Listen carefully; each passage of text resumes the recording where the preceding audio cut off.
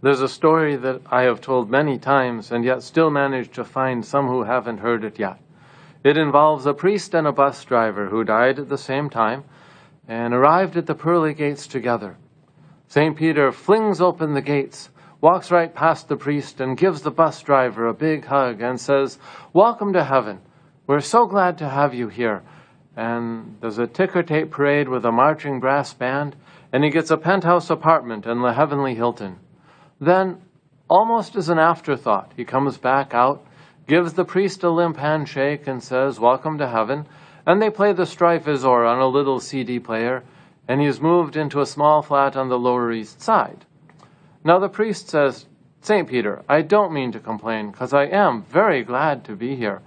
But why did the bus driver," and there's nothing wrong with being a bus driver, but I worked for the church for many years, "why did he get the hug and the ticker tape and the penthouse, and I get the handshake and the CD player and the little apartment?"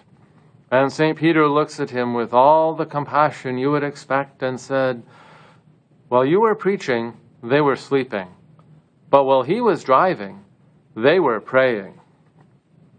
Of course, when someone understands how Christianity works, we recognize we shouldn't be comparing ourselves to other people in terms of who we are or what gifts we have been given.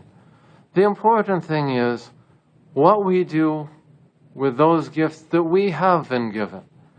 And it will only be on the last day we find out just how much merit somebody has, how much they have truly been striving to do God's work, or how they have not.